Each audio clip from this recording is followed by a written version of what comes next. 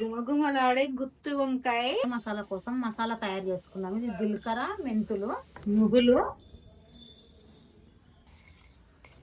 పల్లీలు, చివాసన పోయే వరకు పల్లీలు వేయించుకోవాలి. తరిగిన ఉల్లిగడ్డ, ఇది పచ్చిమిరపకాయలు తుంచుకొని వేసుకుంటున్నాను. పుదీనా, కొద్దిగా కొత్తిమీర,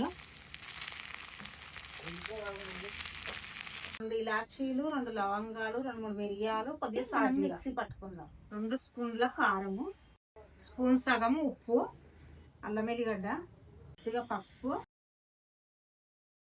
కాయలు కట్ చేసుకుందాం. కొన్ని వాటర్ తీసుకొని దాంట్లో కొద్దిగా సాల్ట్ వేసుకుందాము, ఎందుకంటే కలర్ ఎక్కకుండా.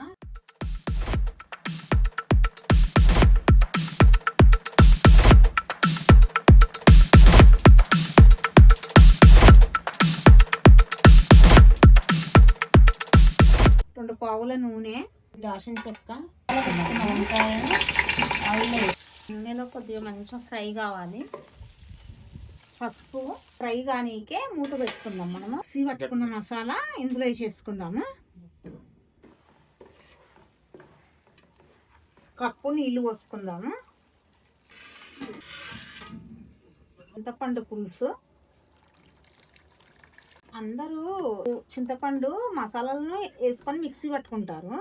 నేనైతే ఇది వంకాయ ఉడకదని ఇప్పుడు పోసుకున్నాను. గుమగుమలాడే గుత్తి వంకాయ రెడీ అయిపోయింది.